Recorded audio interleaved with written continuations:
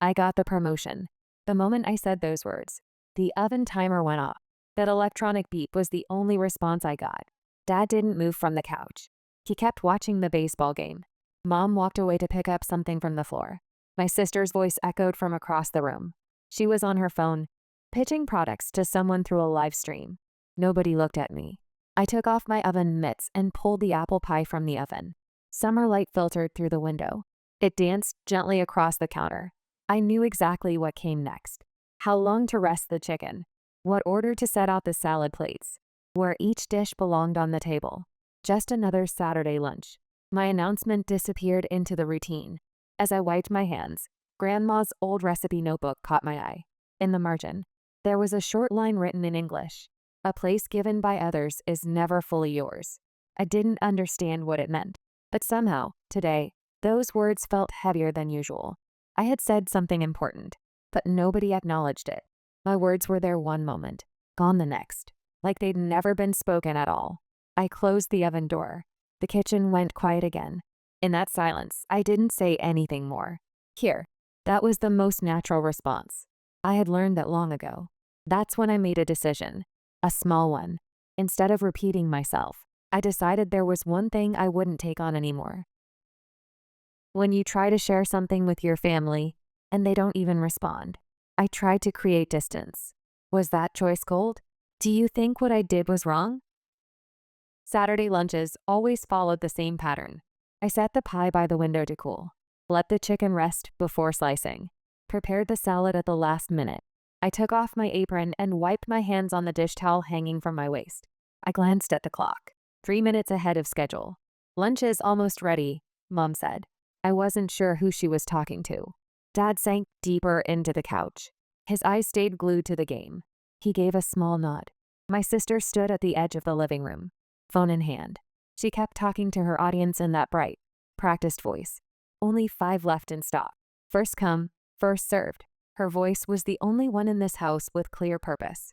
I set plates around the table, one in front of Dad's seat, one for Mom, one for my sister. I didn't forget the small fork for the kids. My hands moved on their own. I'd done this for years. I still lived close enough to visit often, but I'd be leaving soon. A little while ago, I had told them about my promotion. I didn't raise my voice. I chose my timing carefully. I waited for a break in the conversation, kept my words short. I even prepared follow-up details in case anyone asked, but there was no reaction. Dad didn't look away from the screen. Mom kept fussing over something on the floor. My sister never paused her live stream. Nobody denied it. Nobody congratulated me. The topic just didn't register. I didn't push any further. In this house, silence wasn't rejection. It was just how things passed by. When we sat down for lunch, Dad reached for his chopsticks first. Nice color, he said. I couldn't tell if he meant the chicken or the team's jersey on screen. Mom frowned at the kids' plates. Cut up the vegetables for them. I stood up and grabbed a knife. My sister's child swung their legs from the chair. I quietly cut the meat into smaller pieces and set the plate back down. Thank you, someone said, but the words weren't directed at me. They were for Mom. When my sister's live stream paused, she finally put down her phone. She glanced around the table. Today's sales are amazing. She showed everyone her screen. Numbers lined up in neat rows. Dad and Mom both looked up at the same time. That's wonderful. You're really working hard. Their voices overlapped. My sister's chest puffed up a little. I passed around the salad. As I did, I tried once more. Starting next month, I'll be moving to another state. My sister didn't respond. Maybe she didn't hear me. Maybe she pretended not to. Dad asked for coffee. Mom went to get it. The conversation drifted somewhere else. I stood up and made the coffee. Carried the cup to the table. Someone dropped a fork. I picked it up and handed them a new one. Somewhere in all of that, I lost track of where my words had gone. Strangely, I didn't feel angry. I just felt cold, like the air inside my chest had shifted. While cleaning up, I wondered, maybe I said it wrong. Maybe my timing was off. Maybe I should have been clearer, louder, or maybe I didn't need to say anything at all. I'd never raised my voice much in this house. There was never a need. If someone needed help, I stepped in. If something was missing, I filled the gap. It was easier that way. No conflict, no waves. Over time, the moments where I explained what I thought or wanted Those moments became fewer and fewer. Things ran smoothly without my input. As long as I kept moving, the house functioned just fine. Dad understood the rhythm of the game. Mom noticed the small changes around the house. My sister knew how to captivate an audience. I was the one who sensed what everyone needed. I can't say I was never frustrated with that role, but I also didn't have enough certainty to voice that frustration. When I mentioned my promotion, I had expected something. Surprise, maybe. A question. Even a short comment would have been enough. Instead, I got something else. Not silence. Not rejection. Just the feeling of being placed outside their circle of concern. Nobody asked, "What does that mean?" Nobody said, "Congratulations." I didn't evaluate that immediately. I was too used to it. It had always been this way. My news was never something the family shared. Looking back, the act of reporting itself had always been vague in this house. It wasn't really about communicating. It was more like arranging things so they didn't disrupt the flow. You set it down somewhere out of the way. If someone picks it up, fine. If not, it just fades. I had learned that pattern. So today, I just did the same thing. Said it. Waited. When nothing happened, I moved on. I don't know if that was calm or cowardly. At the time, I couldn't see any other option. I finished washing the dishes and dried my hands. In the living room, Dad turned back to the screen. My sister prepped for her next dream. Mom took the kids to another room. Nobody called for me. I stood alone in the kitchen, staring at the pie as it cooled. I couldn't tell yet if that was a bad thing. That afternoon, I picked up my phone from the kitchen counter. The house was the same as always. Dad watched the rest of the game. Mom got ready to take the kids shopping. My sister seemed focused on planning her next product lineup. Nobody was looking my way. I opened the family group chat. My finger hovered over the screen for a moment. I had said it out loud. It didn't reach them. Maybe writing it down would work. Official transfer notice came through. I'll be moving to Charlotte, North Carolina next month. It's a promotion. I'm really looking forward to it. I kept emotions out of it. Just the facts. Clean and simple. I hit send. A small sound chimed. That was all. I set the phone face down and washed a glass left in the sink. Rinsed it. Dried it. Put it back on the shelf. The routine didn't stop. I checked the time. Mom wouldn't be back for a while. My phone buzzed. For a split second, something stirred in my chest. Not quite hope, more like reflex. I looked at the screen. 3 read receipts. Mom, Dad, my sister. Everyone had seen it. That was all. No replies. I stared at those receipts for a long time. They read it. That much was certain. The message got through. It wasn't overlooked. They didn't miss the notification. I couldn't say for sure they'd ignored it on purpose, but it was clear my news didn't warrant a response. I was used to that distance. The more important something was to me, the less urgent it seemed to them. I'd been on the receiving end of this pattern many times before. I reported something. Waited. Nothing happened. It drifted away. And eventually, even the fact that I'd brought it up faded from memory. I never thought of it as malice. They were busy, overwhelmed, focused on my sister. I didn't weigh the moment too heavily right away. Maybe they're swamped, I thought. Maybe they'll say something later. I was used to thinking that way. I could come up with endless reasons. When someone in the family needed help, my messages got instant replies. A ride to the hospital, babysitting, last-minute errands.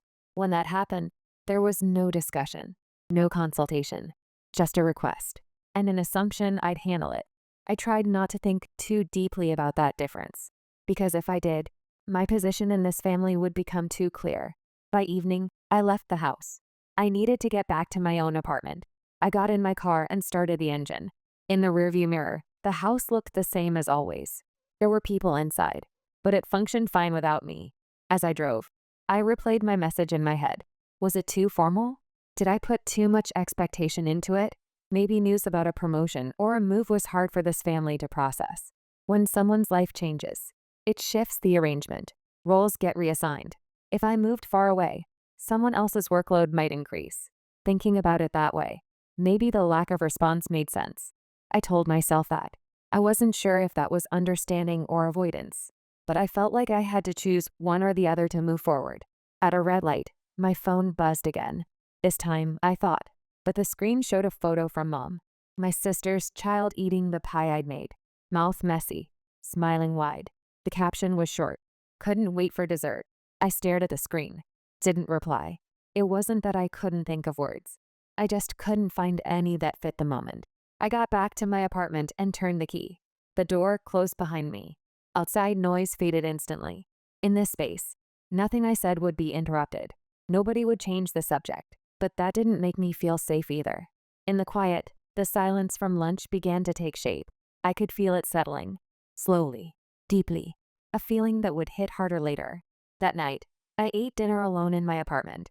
Something simple. As I washed the dishes, I thought back to lunch. The moment I mentioned my promotion.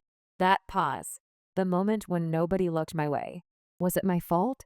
The question floated up, quiet and persistent. Maybe I should have said it more forcefully. Maybe I should have made eye contact, demanded acknowledgement, or maybe to them, it just wasn't that important. My phone buzzed again. This time it was my sister. Today's sales were incredible. Just that, followed by a string of numbers. I typed a short reply. That's great. I didn't write anything else. I lay in bed and stared at the ceiling. The room was quiet. Nobody needed me. I set my phone on the nightstand, screen down. I didn't know if this silence was right, but it felt different from the silence at lunch. I couldn't tell yet which one was more natural. The morning of the move, I woke up earlier than I expected. Before the alarm, the room was still dim. Not much noise outside. Through the curtains, I could sense morning approaching. I stared at the ceiling. Mentally ran through what I couldn't forget. Documents, keys, charger. I'd already cleared out the fridge the night before. Packing up a life was quiet work. The boxes were already stacked by the door. Mostly work materials. Bare minimum clothing. I hadn't accumulated much since moving here. This was always meant to be temporary. I never intended to put down roots in this town. I made coffee in the kitchen. Drank it standing up. Washed the cup. Dried it. Set it face down in the sink. The same motions as always. But knowing it was the last time made me move more carefully. My phone buzzed. I knew who it was before I looked. Mom. Emma, can you come back Saturday? The message was short. Just the request. No explanation. But I could guess. My sister probably had a live stream.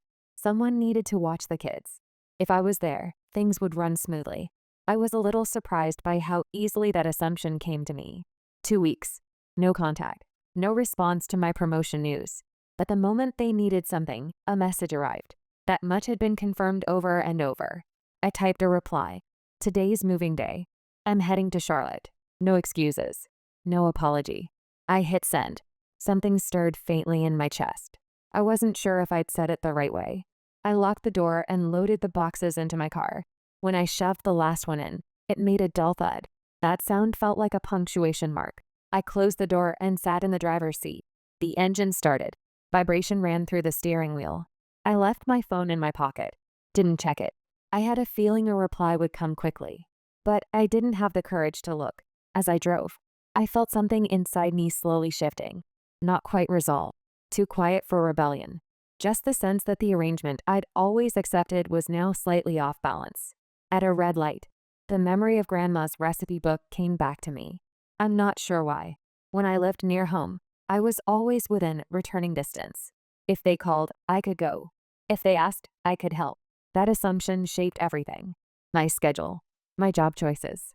I built my life around it without even realizing. This transfer shattered that assumption. Physically, I couldn't get back right away. I didn't know yet if that made me anxious or free. I merged onto the highway. Let the flow of traffic carry me. A thought crossed my mind. If someone needed help now, what would happen? How would my family react when I couldn't just come back? Part of me wanted to see, but another part felt guilty for even thinking that way. I wasn't trying to prove anything. I just wanted to know if the world kept turning without me. When I crossed the state line, the road signs changed color. The place names were unfamiliar. The pronunciation foreign. Just that small shift made me feel like I'd stepped away from my old role. I flipped through the radio stations a few times. Nothing felt right. Eventually, I turned it off. Just the sound of wind. Tires gripping pavement. Memories surfaced in fragments. Birthdays when the phone never rang. Graduation day when I searched the crowd and couldn't find my family. Trying to talk about work and getting cut off mid-sentence. None of those moments were dramatic. Each one, alone, was small. But when you stacked them together, a pattern emerged. I had spent years refusing to see that pattern. My phone buzzed near the state line. What do you mean? It was from Mom. The message felt less like worry and more like irritation at being caught off guard. I didn't reply. It wasn't that I didn't know what to say. I just couldn't decide if an explanation was even necessary. By evening, I reached my destination. The air felt different, more humid, the wind softer. Streetlights multiplied. Unfamiliar road signs appeared. I followed them carefully and took the exit. I arrived at the temporary place I'd be staying, carried my boxes inside. The apartment was silent, empty of any presence. I opened a window. In the distance, I could hear the faint hum of traffic. I sat on the bed and finally pulled out my phone. Several messages from Mom. Surprise. Confusion. And finally, something sharper. I need you here. I stared at the screen. Didn't type anything. I turned that phrase over in my mind. I need you. It could be a plea for help, or a command to return to my assigned place. There was something familiar in those words. Not blame. Just a reminder of my role. I couldn't know which it was without asking. But I didn't ask. Because if I did, I'd have to explain. And if I explained, I'd get pulled back in. I'd been through that cycle so many times. This time, I chose to do nothing. I didn't know if that was the right choice, but I knew it was one I'd never made before. I hadn't decided anything monumental today. I had just put physical distance between us, but that distance changed how the word sounded. I need you. Whose need was it, really? That was something I'd avoided thinking about for years. I looked up at the unfamiliar ceiling. A quiet exhaustion spread through my chest. Not the tiredness of action, the tiredness of inaction. I set my phone face down and turned off the lights. Outside the curtains, a strange city's night stretched out. Here, I wasn't anyone yet, and somehow, that didn't feel like a bad thing. When I closed my eyes, I fell asleep faster than I expected.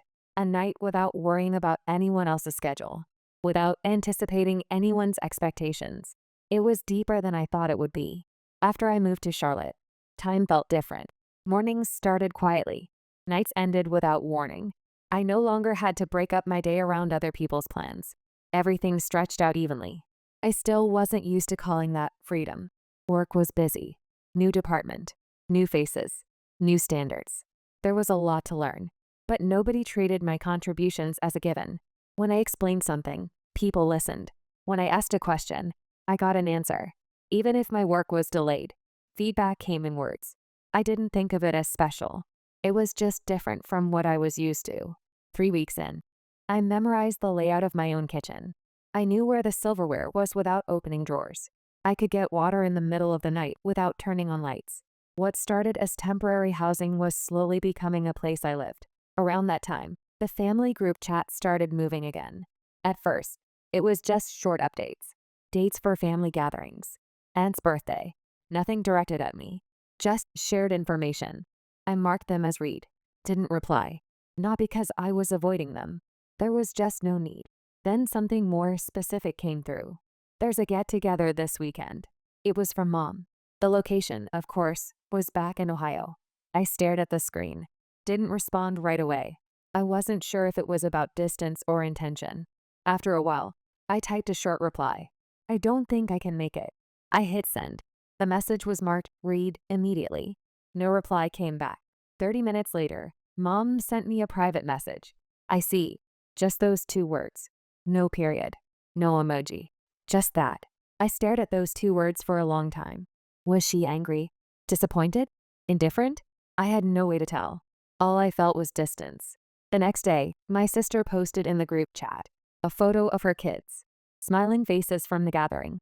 Everyone had such a great time. My name wasn't mentioned, but the word everyone drew a line. I marked it as read. Didn't reply. Whatever I wrote wouldn't move that line. For the next few days, the group chat went silent. Usually, someone shared something. Now, nothing. The silence itself became a kind of pressure. A week later, my sister sent me a private message. I need to talk to you about something. I looked at the screen. Didn't open it right away. I knew what the word talk usually meant. A few hours later, after work, I replied, "What's up?" She read it immediately. Her reply took a little longer. "Can we call?" My finger froze. Something that couldn't be handled over text. "I'm busy right now. Just message me." I sent that and waited. She read it. Then nothing. The next evening, her reply finally came. "It's about the shop. I'm having some trouble. I'll reach out again later. No details. Just a vague outline. But I could see where this was headed. I didn't reply. I decided to let later stay later. 2 days after that, Mom messaged me. "This is urgent." That one line told me enough. Late that night, I finally typed a response. "I can't help right now." I hit send. Within minutes, it was marked read. No reply. That night, my phone rang 3 times. All from Mom. I didn't answer. The next morning, I had a voicemail notification. I didn't listen to it. I could already guess what it said. During lunch, my sister sent another message. "Mom's worried about you." I replied briefly. "I'm fine." That evening, as I walked to my car after work, my phone rang again. This time, I answered. I hesitated, but in the end, I picked up. "Emma, you've been cold lately." That was the first thing she said. I didn't answer right away. I wasn't sure how to handle being called cold. "If something's wrong, you should just tell me." Mom's voice wasn't harsh, but it had that tone, the one that tried to pull me back to where I used to be. I took a deep breath before responding. "I've told you, multiple times. That's not what I mean." She dismissed it immediately. She was fast at redirecting. "Your sister's going through a really hard time." With that one line, the conversation shifted. The shop, sales fluctuations, childcare issues, money problems. I listened, didn't say anything. Listening, I could do. But the way the conversation reached this point felt too familiar. "You understand, don't you?" That's what she said at the end. I didn't answer. After I hung up, I couldn't move for a while. I wasn't angry, but I felt something clear. I wasn't being treated as an option. I was being called in as the adjustment variable. That night, I sat at my desk. I wrote a few words on a piece of paper. Boundaries, distance, silence. None of them were strong words, but they were words I'd never used before. As I wrote, a phrase from Grandma's recipe book came back to me. "A place given by others is never fully yours." I hadn't understood it back then, but now, the meaning was starting to take shape. My place in that house had been given to me. As a daughter, as a younger sister, as someone who helped. As long as I stayed in that place, I couldn't have anything of my own. I set the paper down and looked out the window. A strange city's night stretched out quietly. A few days later, my sister sent a long message, an explanation of the situation, her feelings, worries about the future, and specific numbers. I read it all. Then I set my phone face down. There were plenty of reasons I couldn't help, and I hadn't completely stopped wanting to. But I knew that either choice would make it impossible to go back to how things were. I hadn't made a decision yet, but one thing had become clear. If I took this on, I'd return to my old position. If I refused, something might break. I still couldn't tell which was right, but I knew I'd reached the point where I had to choose. A few days after that, I made a small mistake at work. Nothing catastrophic. I shifted a number by one line in a document. Someone pointed it out. I fixed it immediately. My colleague moved on to the next topic without a word. No raised voices. No blame. But I kept replaying it in my head. What if this had happened at home? Would the mistake have been pointed out? Or would it have been silently corrected, then used against me later? See, this is why we can't count on you. I was surprised that I was even thinking this way. I was more concerned about how I'd be treated than about the mistake itself. That evening, I cooked dinner in my kitchen. As I worked, I thought about it. Here, roles weren't fixed. If someone needed help, I could offer it. But it wasn't expected. It was a choice. A new notification appeared in the family group chat that night. Planning a get-together this Sunday. A short message from Mom. My name wasn't mentioned, but I was clearly included. I didn't mark it as read. Left it sitting there for a while. That alone made my chest tighten. It had been a long time since ignoring a message felt this conscious. By the next morning, more messages had piled up. You're not replying. Are you seeing this? If you're free, we'd love for you to come. Your sister and the kids are looking forward to it. The words were soft, but the direction was singular. The assumption was already made. I was expected to show up. For the first time, I felt like I was watching this pattern from the outside. A conversation where the conclusion was decided before I even replied. I used to accept that without question. I'd adjust before I even thought to push back. This time was different. I typed a short response. I don't think I can make it this time. After I hit send, my hand shook a little. I wasn't afraid of anger. I was more afraid of being asked to explain. A few minutes later, my sister sent a private message. Why not? It would really help if you could just stop by for a bit. That word again. Help. I didn't reply right away. Instead, I looked out the window. The evening light stretched long shadows across the street.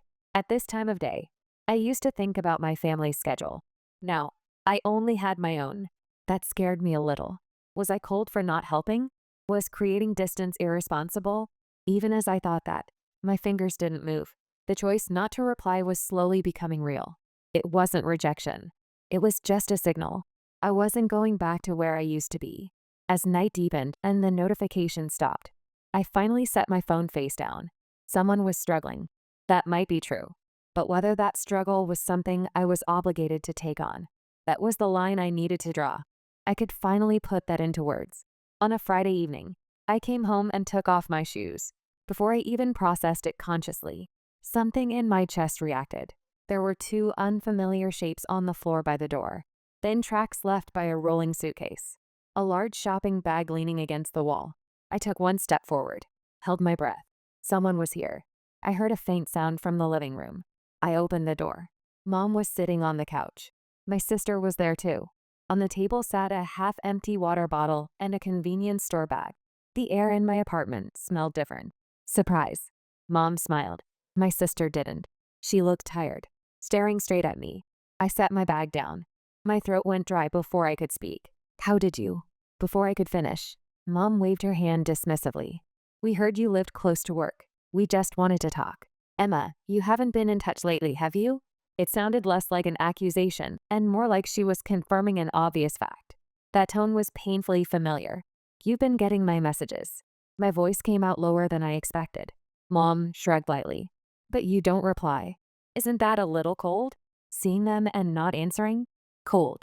That word again. Used the same way. Even here. My sister spoke up. I'm really struggling right now. Her words weren't fast, but they didn't stop. Sales troubles, payment issues, childcare problems, plans falling apart, not enough people to help. I listened. Part of me had already predicted this exact conversation. Mom added her voice like a chorus. You understand, don't you? You've always been so reliable. Reliable. It was delivered as a compliment, but I knew the assumption hidden underneath. I stood there in my socks. Part of my brain searched for the usual script. Should I sit? Offer drinks? But another part stopped me. I wasn't the host here. This was my home. This was my time after work. My sister finally got to the point. You could sell your condo, right? I blinked. The meaning didn't register at first. Sell it? She didn't hesitate. Sell it. Use the money to help me stabilize. It's not just me. Everyone's struggling. This is the hardest it's been. Mom jumped in immediately. Exactly. You're alone, aren't you? You can always buy another place. Family comes first. I exhaled slowly. Something inside my chest went cold. Sell it. You can buy another one. You're alone. The words were soft, but the way I was being handled felt hard. That's my asset. Exactly. Mom cut me off. It's yours. So you can do something with it. You have options. You have a job. If you don't help, who will? I went quiet. Just stood there, looking at both of them. Part of me was still trying to confirm. Did they really just say that? Was this a joke? Did I mishear something? But their expressions didn't change. They had already decided. I noticed a small shift inside myself. In the past, I would have started negotiating here. I would have looked for a compromise, some way to help without completely destroying myself. I would have done it to avoid anger, to ease someone's anxiety. But now, it was different. I already knew that compromises always cost me more than anyone else. My sister lowered her voice. Please, Emma. You're the only one who can help. That phrase had moved me for years. It was the most efficient key. I'd opened that door so many times. I walked into the kitchen, filled a glass of water. Just one. Came back, took a sip. The cold water ran down my throat. Mom's patience ran out. So, what's it going to be? We need to settle this quickly. We have plans too, you know. Plans. The people who showed up unannounced at my home were talking about their plans. I set the glass down. It made a small sound against the table. That sound drew a line inside me. I said it. I'm not selling. My voice wasn't loud, but I said it clearly. My sister's eyes went wide. Why? You weren't like this before. Mom followed. Emma, you're being cold. You only care about yourself. We're family.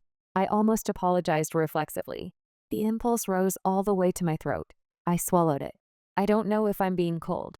I said it honestly. I still wasn't sure myself. But I'm not going to destroy my own life to help. Not like this. Mom laughed through her nose. Destroy? That's dramatic. You just have to compromise a little. A little. I heard that word so many times. Just a little. You can handle a little at a time, and no one notices. I shook my head slowly. I know how a little adds up. After I said it, something stirred in my chest. This was pushback, but it wasn't an insult. It was just the truth. My sister started to raise her voice. Mom stopped her with a hand. Mom looked at me, spoke quietly. Then how much can you give? Even if you don't sell, maybe you could lend a little? I didn't answer that question because I knew that answering would be the start of negotiation. I had to draw the line here. I'm not lending anything either. My sister stood up. I can't believe this. Mom stared at me. Emma, where did you become like this? Where? I thought about it for a moment. Not because I moved to Charlotte. Not because I got promoted. I just stood a little farther away and looked at where I'd been standing. I searched for an answer. Said it simply. Because this is my home. Mom shot back. It's your family's home too. That phrasing was the key. The one that blurred my boundaries. I took a slow breath. Once I said it, it would be decided. That scared me. But if I didn't decide now, I'd get pulled back into the old pattern. I said it again. Slightly rephrased. Even family should ask before showing up. Mom went quiet. My sister went quiet. I kept going. I need you to leave today. If you want to visit in the future, contact me first. I'm not the person who takes on everything. The moment I said that last part, something tightened in my chest.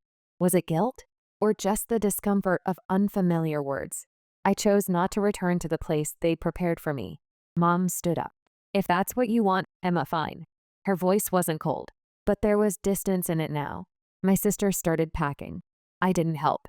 I would have before, but helping felt like it would pull me back. I walked them to the door. Mom turned around. I hope you don't regret this. I didn't reply. Maybe I would regret it, but I didn't need to argue about it now. The door closed. I heard the lock click. I stood in the entryway for a while.